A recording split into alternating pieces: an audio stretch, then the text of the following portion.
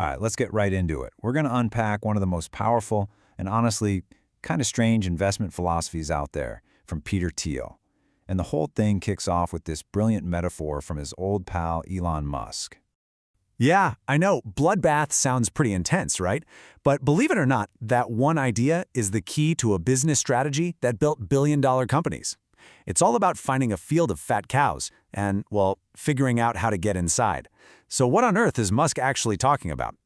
So, as you probably guessed, he wasn't literally talking about livestock. Nope, he was painting a picture of entire industries, these massive markets that were just lazy, sitting ducks, basically, just waiting for a predator to come along.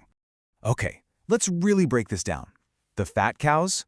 Those are the big, old, sluggish companies that have been running the show forever. And that grassy enclosed field? Well, that's the market. But it's surrounded by this giant fence. And these aren't natural fences. We're talking about things like crazy regulations or needing $1 billion just to get started. Stuff designed to keep everyone else out. And this right here is the whole point. That fence, it's so high, so intimidating, that almost nobody even thinks about trying to climb it. But if you're stubborn enough, if you've got the vision to actually get over that wall, what happens? You don't just get to play the game, you get the entire field all to yourself. We're not talking about getting a slice of the pie, we're talking about taking the whole dang bakery. So, okay, that's the theory. But does it actually work in the real world? Oh yeah, let's look at how Musk and Thiel themselves used this exact playbook to win big.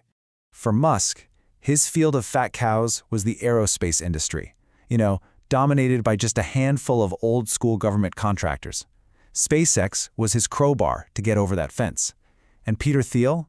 He saw the exact same opportunity in defense technology, a space that, trust me, Silicon Valley startups just did not go. I mean, just think about it for a second. This is back in the mid-2000s. A software startup selling to the CIA and the Pentagon? As Thiel says, the venture capitalists, the money guys, thought they were completely insane. No one would fund it. It was the dictionary definition of an unpopular, contrarian idea. And the result of pursuing that insane idea?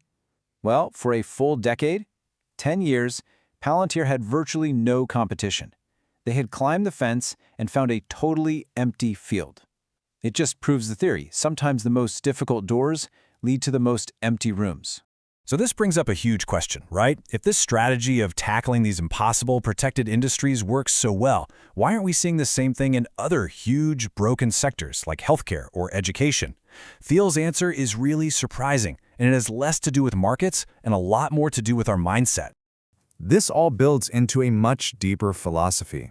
See, Thiel argues that before you can even think about fixing a broken system, you have to have the right kind of optimism. And he believes most of us get it totally wrong. And here is a classic Peter Thiel brain twister for you. He says that extreme optimism and extreme pessimism are basically the same thing. How does that even work? Well, the logic is actually pretty simple.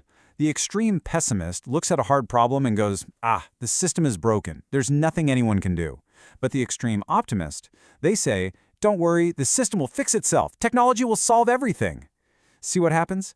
In both cases, you do nothing. And that's really the punchline.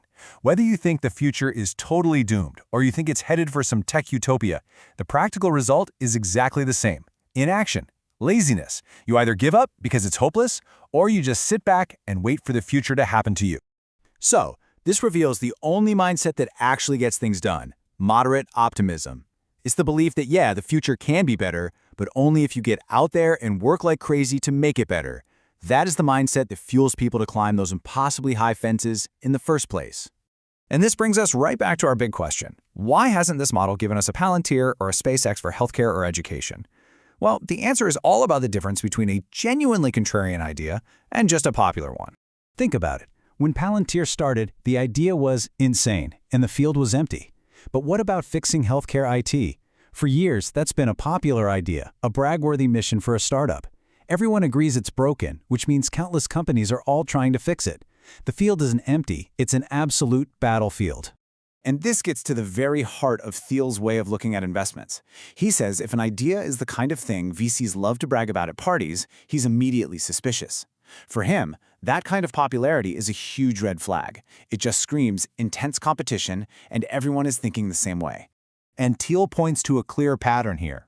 These are industries that were, at one point or another, just too popular. He says healthcare, IT, and edtech are his two worst performing investment areas. And he throws green tech and even cannabis businesses on that list. All of them were obvious trends that attracted a flood of people, making them incredibly difficult places to win. So what's the big lesson in all of this? How do you actually find those real opportunities and not fall into these traps of popular thinking? Well, the main takeaway is this. An obvious problem does not mean it's an obvious opportunity. It's usually the opposite. When everyone sees the same trend, the space gets flooded with money and talent, and it just becomes a brutal fight to survive. The fat cows are surrounded by so many hunters that nobody can get a clean shot. Real breakthrough success, the kind that creates a whole new category, it almost never comes from following the crowd. It comes from finding a weird, unpopular take on a popular problem. Or, even better, finding a huge problem that nobody else is even paying attention to. It means you have to be willing to climb a fence that everyone else thinks is impossible. So that leaves us with a final question to chew on. When you look around at all the big, obvious trends everyone is talking about right now, which one is secretly a trap? And what's the strange, unpopular, maybe even insane-sounding idea that might actually be the key to making it work?